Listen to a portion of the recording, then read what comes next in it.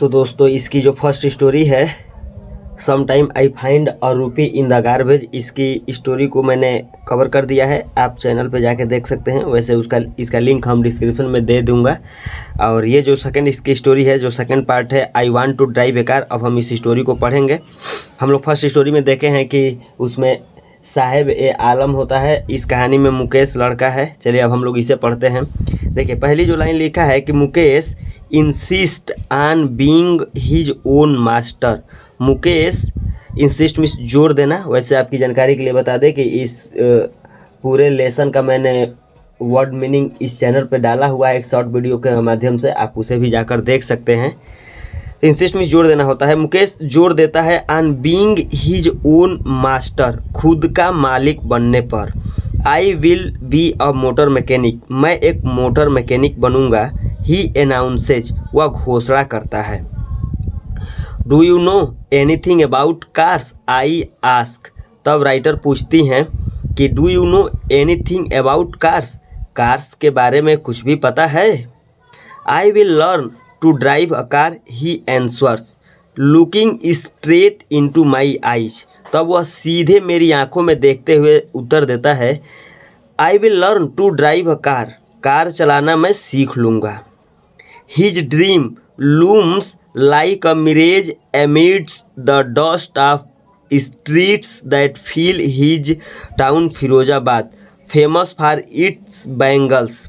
देखिए अब अगली लाइन कर रहा है कि हिज ड्रीम, जो उसका सपना है, लूम्स लाइक अ मिरेज, वह मिरेज मिस मृचिका होता है, वह मृचिका की तरह खो जाता है। Amidst the dust of streets that fill his town Firozabad, Firozabad उसके शहर फिरोजाबाद किस गलियों में जो धूल भरी है, और उसी धूल के बीच उसका सपना भी खो जाएगा। राइटर ऐसा सोचती हैं। जो फिरोजाबाद किस बात के लिए फेमस है?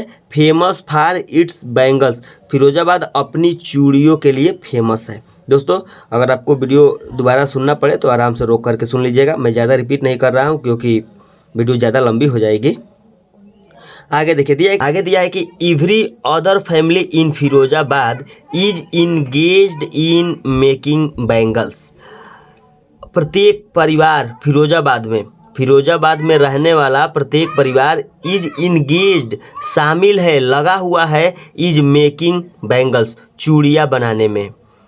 It is the center of India's glass blowing industry, where families have spent generations working around furnaces, welding glass, making bangles for all the women in the land, it seems। देखिए बहुत ही अच्छी line है। कह रहे कि it is the centre of India's glass blowing industry, यह केंद्र है, भारत का यह केंद्र है। ग्लास ब्लोइंग, शीशे को आकार देने की जो इंडस्ट्री है, शीशे से कोई भी चीज़ बनाने की जो इंडस्ट्री है, उस इंडस्ट्री का यह फिरोजाबाद केंद्र है भारत में। वेयर, जहाँ पर फैमिलीज हैव स्पेंट जेनरेशंस, जहाँ पे परिवार अपनी पीढ़ियाँ मतलब व्यतीत कर दिए हैं, अपनी कई पीढ़ियाँ गुजार दिए हैं, वर्किंग, काम करते हुए, अराउंड फर्नेसेज, इन्हीं भट्ठियों के आसपास। वेल्डिंग ग्लास, जैसे शीशों को जोड़ते हुए, मेकिंग बैंगल्स, चूड़ियाँ बनाते हुए। और ये चूड़ियाँ बनाते किसके लिए हैं? फॉर ऑल द वुमेन, उन सभी औरतों के लिए, इन द लैंड, इस देश में रहने वाली सभी औरतों के लिए चूड़ियाँ बनाते हुए। इट सिम्स, ऐसा लगता है। Mukesh family is among them, Mukesh का परिवार भी उनमें से एक है। None of them know that it is illegal for children like him to work in the glass furnaces with high temperature. None of them, उनमें से किसी को नहीं पता है कि इट इज़ इलीगल, कि यह अवैध काम है, फॉर चिल्ड्रेन, बच्चों के लिए, लाइक हिम, उसकी तरह। मतलब कि उनमें से किसी को नहीं पता है कि उसके जैसे बच्चों के लिए यह इलीगल है, अवैध है।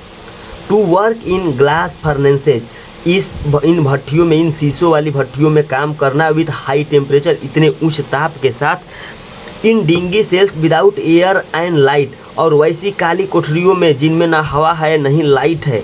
दैट द लॉ, और अगर नियम लागू किया जाए, द कानून लागू किया जाए, इफ इन फोर्स, अगर कानून लागू किया जाए, कुड गेट हिम, तो उसको निकाला जा सकता है। एंड ऑल दोज 20,000 चिल्ड्रंस, और उन 20,000 बच्चों को भी आउट ऑफ निकाला जा सकता है। द हॉट फर्नेसेज, जो इन्हीं गर्म भट्टियों में काम करते हैं, where they slog their daylight hours, जहाँ पे वो अपने पूरे दिन के समय यहीं पे परिश्रम करते हैं। स्लॉग मीन्स परिश्रम करना होता है। Often losing the brightness of their eyes, और यहीं पे काम करते हुए वो अक्सर अपनी आँखों की चमक को, रोशनी को खो देते हैं। मुकेश आइज बीम, मुकेश की आंखें भी चमक उठती हैं जब he volunteers to take me home, जब वो अपनी स्वेच्छा से, वॉलंटियर्स में स्वेच्छा से होता है अपनी इच्छा से, जब वो अपनी इच्छा से मुझे अपने घर ले जाने की बात करता है। विच ही प्राउडली सेज, जिसके बारे में वो गर्व से बताता है कि इज बीइंग रीबिल्ड, कि उसे पुनः बनाया जा रहा है। We walk down stinking lanes choked with garbage, उसके बाद हम बदबू से भरी हुई गलियों से, जो कचरे से भरी हुई हैं, बदबू से भरी हुई हैं, उन गलियों से होकर गुजरते हैं। पास्ट होम, कुछ घरों से गुजरते हैं। That remain hovels with crumbling walls, जो आज भी छोटे छोटे टूटी हुई दीवारों से बने हुए हैं।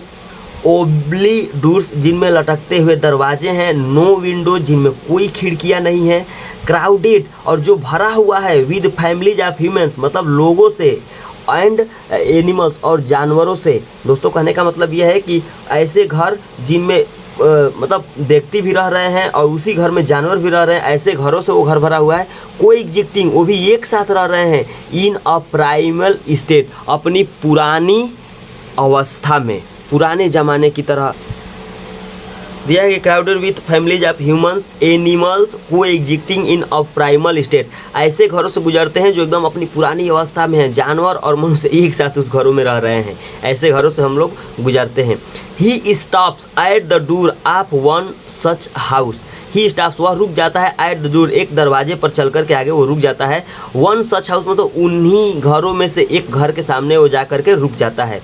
बैंग्स अ ओबली आयरन डोर और with his foot and pushes it open, फिर वह एक लोहे के कमज़ोर बने दरवाजे को अपने पैरों से मारता है और इसे मार करके खोल देता है। We enter a half built shack, उसके बाद से हम प्रवेश करते हैं, हम लोग प्रवेश करते हैं अ हाफ बिल्ट सेक, आधा ही बनी हुई झोपड़ी में प्रवेश करते हैं। इन वन पार्ट, इसके एक ही भाग में, ऑफ इट, इस झोपड़ी के एक भाग में, थाइज, एक भाग थाइज विथ डेड ग्रास, सूखी घासों से छाया हुआ है। Is a fire would stove, एक लकड़ी से जलने वाला चूल्हा है।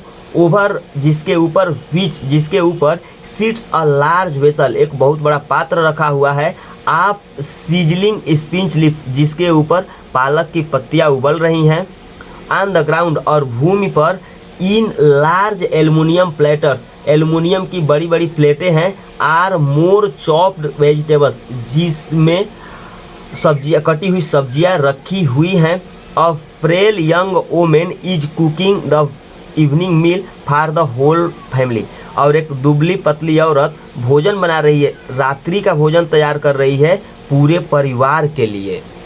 Throw eyes filled with smoke she smiles, धुएं से भरी हुई आंखों से वो मुस्कुराती है। She is the wife of Mukesh elder brother, वह मुकेश के बड़े भाई की पत्नी है। Not much older in years, उम्र में यानी साल में वो बहुत ज़्यादा बड़ी नहीं है। She has begun to command respect as the bahu, और उसे बहू के रूप में रिस्पेक्ट मिलने लगा है। The daughter in law of the house, घर के बहू के रूप में। Already in charge of 3 main, घर के बहू के रूप में उसे पहले ही 3 व्यक्तियों की जिम्मेदारी मिल गई है। हर हस्बैंड, उसके पति की, मुकेश की, और इन दोनों के पिता की। When the older man enters, और जब वह बूढ़ा व्यक्ति अंदर आता है, she gently withdraws behind the broken wall, वह उस टूटी हुई दीवार के पीछे चली जाती है। And brings her veil closer to her face, brings मतलब होता है सरका लेना, खींच लेना, वेल मीन्स घूंघट होता है, और वह अपने घूंघट को अपने चेहरे पर नीचे सरका लेती है। एज कस्टम डिमांड, जैसे कि रीति रिवाज की मांग होती है। क्या मांग होती है भाई? डॉटर्स इन लॉ, घर की जो बहुएं होती हैं, must veil their faces before the male elders, पुरुषों के सामने उनको अपने चेहरे को ढक लेना चाहिए। ये हमारी रीति रिवाज की मांग है। आज भी ये रीति रिवाज गाँव में चल रहा है दोस्तों, बट शहरों से ये रीति रिवाज धीरे धीरे गायब होता हुआ प्रतीत हो रहा है, लेकिन गाँव में आज भी है। इन दिस केस, यहाँ पर इस मामले में यानी कि यहाँ पर द एल्डर, ये जो बूढ़ा व्यक्ति है, इज एन इम्पोरिस्ड बैंगल मेकर, ये भी चूड़ी बनाने वाला ही है।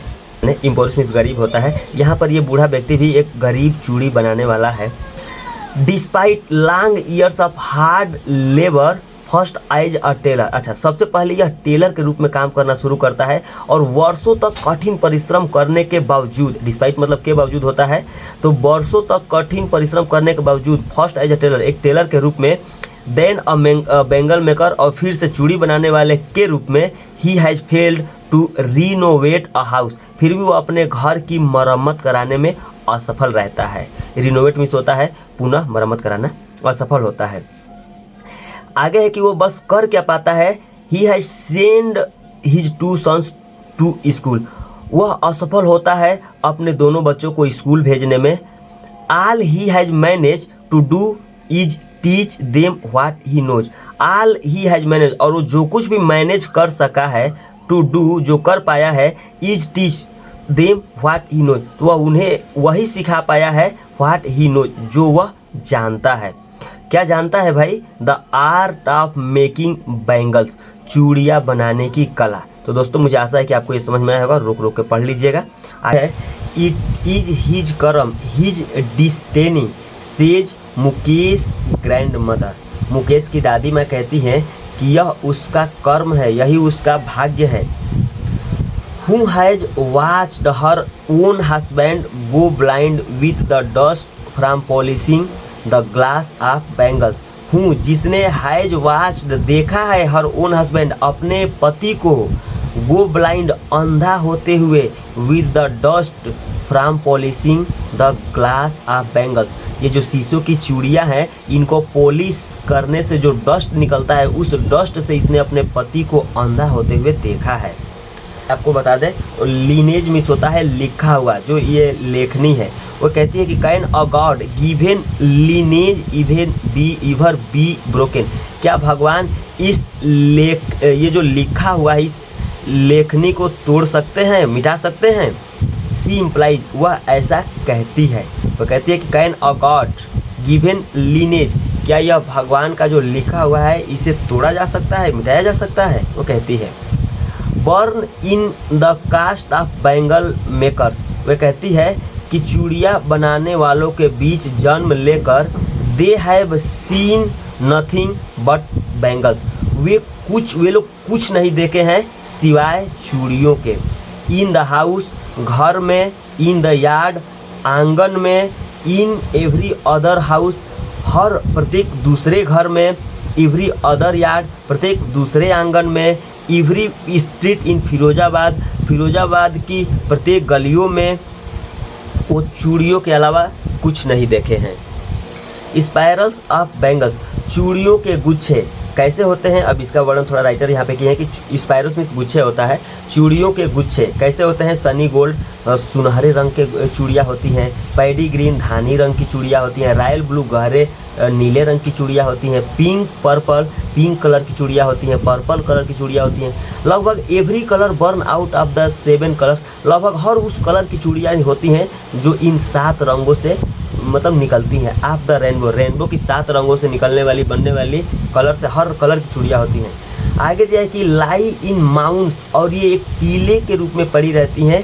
इन अनकेम्प्ड यार्ड, अनकेम्प्ड मीन्स होता है खाली, उस खाली आंगन में ये चूड़ियाँ पड़ी रहती हैं। आर पाइल्ड ऑन 4 व्हील्ड, और कहाँ पड़ी रहती है भाई?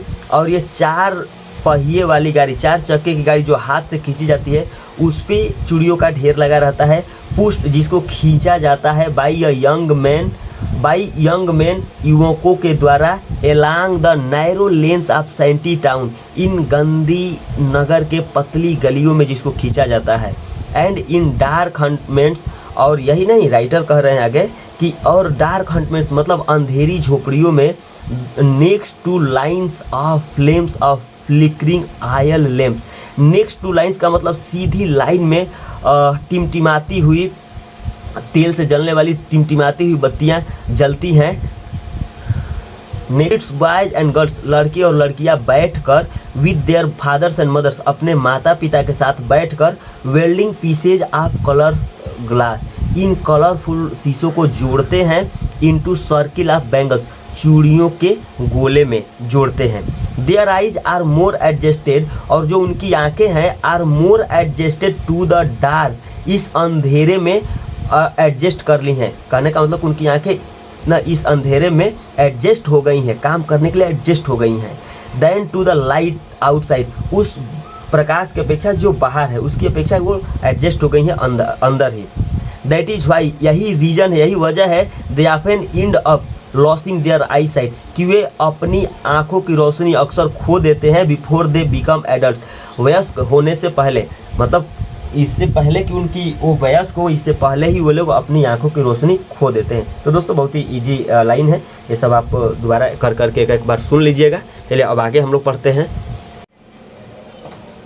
सविता, ये young girl in a drive pink dress seats along side an elderly women soldering pieces of glass. Savita एक युवा लड़की है, इन अ ड्राई पिंक ड्रेस, जो गुलाबी रंग का एक भद्दा, ड्रेस मीन्स भद्दा होता है, ड्रेस पहनी हुई है। सीट्स, वो बैठी हुई है, एलॉन्ग साइड, बगल में बैठी हुई है, एंड ओल्डरली वुमेन, एक बूढ़ी औरत के बगल में बैठी हुई है, शोल्डरिंग, और वो भी जोड़ रही है पीसेज ऑफ ग्लास, शीशे के टुकड़ों को वो भी जोड़ रही है। एज हर हैंड, और उसके हाथ move mechanically like the tongues of a machine, यंत्र की तरह मूव कर रहे हैं, इधर उधर चल रहे हैं, जैसे कि टंग ऑफ अ मशीन का मतलब जैसे मशीन के चिमटे इधर उधर चलते हैं, ठीक वैसे ही उसके हाथ भी चलते हैं।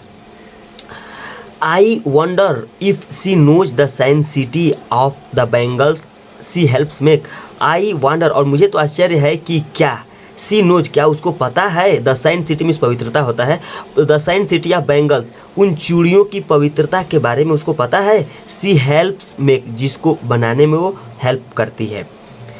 It symbolise an Indian women's सुहाग, ये जो चूड़ियाँ हैं ये प्रतीक हैं भारतीय औरतों के सुहाग की।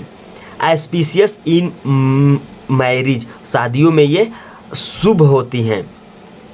It will dawn on her suddenly one day, और it will dawn on her, और ये चूड़ियाँ भी एक दिन उसके हाथों में आ जाएंगी, अचानक से आ जाएंगी। व्हेन, जब, her head is draped with a red veil, जब उसका सिर लाल घूंघट से ढक दिया जाएगा। Her hands dyed red with henna, और हीना मेहंदी से उसके हाथ रंग दिए जाएंगे। And red bangles rolled onto her हर रिस्ट, तब लाल लाल चूड़ियाँ उसकी कलाइयों में आ जाएंगे। She will then become a bride, और तब वह एक दुल्हन बन जाएगी। लाइक द ओल्ड वोमेन, उस बूढ़ी औरत की तरह। बिसाइड, जो उसके बगल में है। Her who became one many years ago, जो बहुत पहले बन गई थी। She still has bangles on her wrist, आज भी उसकी कलाइयों पर चूड़ियाँ हैं। But no light in her eyes, लेकिन उसकी आँखों में चमक नहीं है। तो दोस्तों हम बस एक एक बार पढ़ रहे हैं, आप इसको रोक रोक के देख लीजिएगा, बहुत ईजी है। She still has bangles on her wrist, आज भी उसके कलाइयों पर चूड़ियाँ तो हैं। But no light in her eyes, लेकिन उसकी आँखों में कोई चमक नहीं है। एक वक्त शेर भर खाना भी नहीं खाया। She says in a voice drained of Joy, वह कहती है, और कैसी आवाज़ में कहती है, खुशी से वंचित आवाज़ में कहती है, मतलब दुख भरे आवाज़ में कहती है। ड्रेन मतलब सूखा होता है, ऐसी आवाज़ जिसमें कोई खुशी ना हो, ऐसी आवाज़ में वो कहती है कि एक वक्त शेर भर खाना भी नहीं खाया। यही नहीं, देखिए राइटर आगे क्या बताते हैं कि she has not enjoyed even one full meal in her entire lifetime, वो अपने पूरे जीवन काल में कभी भी एक वक्त भी भरपेट भोजन का आनंद नहीं ली है। That is what she has reaped, यही उसके जीवन भर की कमाई है। रिपेड मतलब होता है यही उसने कमाया है, मतलब उसने जीवन भर यही कमाया है कि एक टाइम भरपेट भोजन भी नहीं कर पाई है। अब आगे देखिए, हर हस्बैंड उसका पति and old man with a flowing beard says, उसका पति जिसकी लहराती हुई दाढ़ी है, फ्लोइंग बियर्ड मतलब लहराती हुई दाढ़ी है, कहता है I know nothing except bangles, मैं चूड़ियों के अलावा कुछ नहीं जानता हूँ। All I have done is make a house for the family to live in, all I have done, और जो कुछ भी मैंने अपने पूरे जीवन काल में किया है केवल एक घर बनवाया है, फॉर द फैमिली अपने परिवार के लिए, टू लिव इन जिसमें वे लोग रहते हैं। हियरिंग हिम उसको सुनकर, वन वांडर्स कोई भी आश्चर्यचकित हो जाता है कि he has achieved what may have failed in their life time, कि क्या वह जो कुछ भी प्राप्त किया है, many have failed in their life time, बहुत लोग हैं जो उसे प्राप्त करने में अपने जीवन में असफल हो जाते हैं। He has a roof over his head, कम से कम उसके सर के ऊपर छत तो है। The cry of not having money to do anything except carry on the business of making bangles, the cry of not having money, पैसा नहीं होने का रोना धोना, टू डू एनीथिंग कुछ और करने के लिए, except carry on the business of making bangle, चूड़ियों बनाने का जो बिजनेस है उसको आगे बढ़ाने के सिवाय कुछ और करने के लिए पैसा नहीं है का रोना रोना, और not even enough to eat, और खाने के लिए भी पर्याप्त नहीं है इसका रोना रोना, रिंग्स इन एवरी होम, हर घर में गूंजता है, ये बात हर घर में गूंजती है। द यंग मैन जो युवा लोग हैं, echo the lament of their elders, अपने बड़ों का ही दुख गाते हैं। Little has moved with time it seems in Firozabad, Firozabad में ऐसा लगता है कि समय के साथ बहुत कम बदलाव हुआ है, दैट मीन्स कि कुछ भी नहीं बदला है।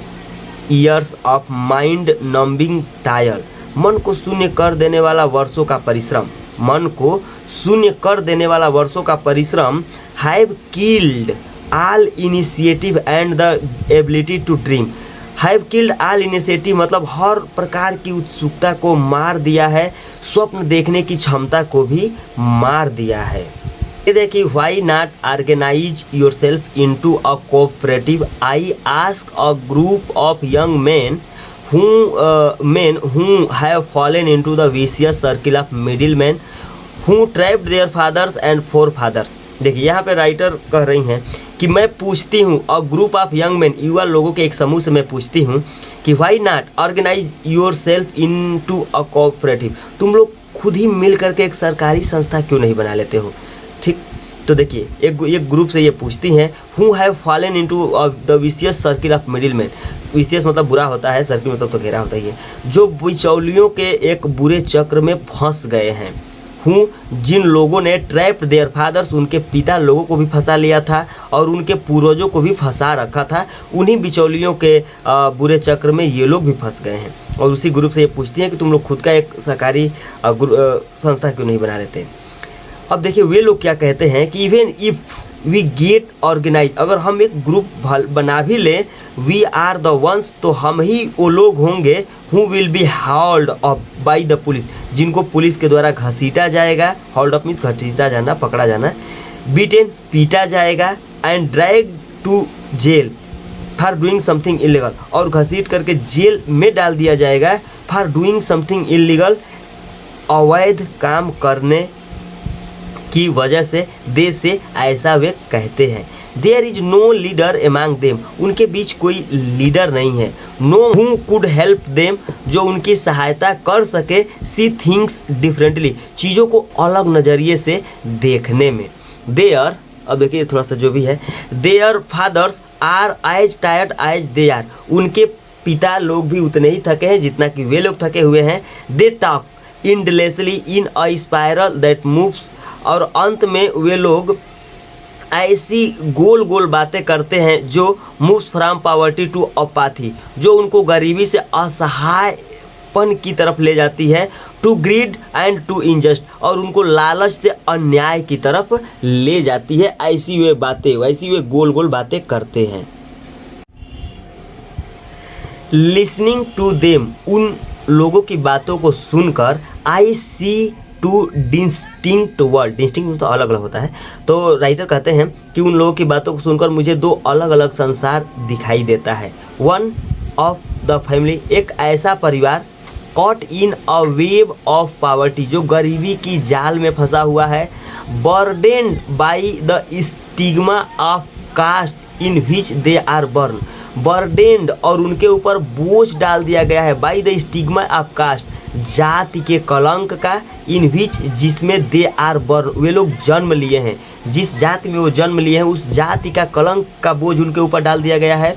और द अदर विशियस, और जो दूसरा है वो है a vicious circle of the साहूकार, जो साहूकार के बुरे चक्रों में फंस गए हैं, मिडिल मैन बिचौलियों के चक्र में फंसे हुए हैं, द पुलिसमैन पुलिस के चक्र में फंसे हुए हैं, द कीपर्स ऑफ लॉ, कानून के रखवालों के चक्र में फंसे हुए हैं, द ब्यूरोक्राट्स एंड द पॉलिटिशियंस, राजनीतिज्ञों और ब्यूरोक्राट्स के चक्कर में जो फंसे हुए हैं।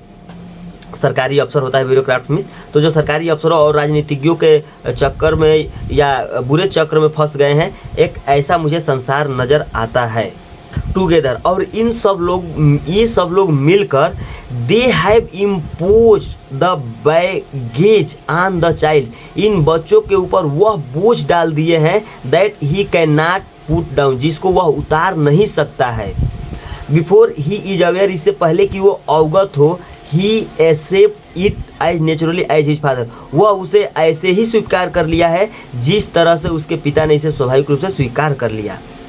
To do anything else would mean to dare, कुछ और करने का मतलब है साहस करना, and daring is not part of his growing up, और जो साहस करने की कला है, जो साहस करने की जो बात है, यह उनके पालन पोषण का हिस्सा नहीं रहा है। एंड और when I sense a flash of it in Mukesh I am cheered, और राइटर कहती हैं व्हेन, जब आई सेंस ऑफ फ्लैश, और जब ये इस प्रकार के साहस का एक झलक जब मैं मुकेश में देखती हूँ, आई एम चीयर्ड, तो मैं प्रसन्न हो जाती हूँ। I want to be a motor mechanic, he repeats, और वह अपनी बात को फिर से दोहराता है कि मैं मोटर मैकेनिक बनना चाहता हूँ। He will go to a garage and learn, वो कहता है कि मैं गैराज में जाऊंगा और सीखूंगा, but the garage is a long way from his home, लेकिन जो गैराज है वो उसके घर से बहुत दूर है। I will walk, he insist, वह जोर देकर कहता है कि मैं चल करके जाऊंगा।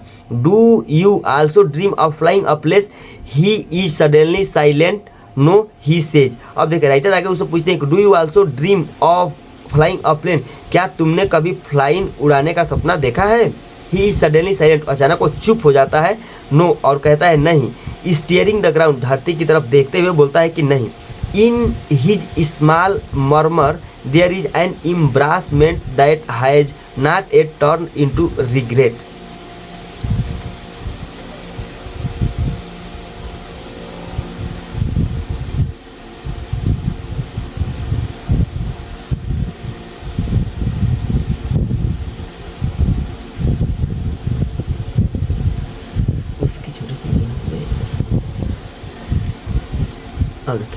इन हिज स्मॉल मर्मर, उसकी इस छोटी सी बुदबुदाहट में, देयर इज एन एम्ब्रासमेंट, एक छोटा सा, उसके इस छोटी सी बुदबुदाहट में एक छोटा सा एम्ब्रासमेंट, एक असमंजस्य दिखाई देता है। That has not yet turned into regret, जो अभी पश्चाताप में नहीं बदला है।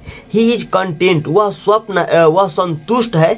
To dream of cars, car का स्वप्न देख करके वो संतुष्ट है। दैट, जो ही सीज, जिनको वो देखता है। Hurtling down the street of his town, अपने नगर के गलियों में आते जाते हुए देखता है।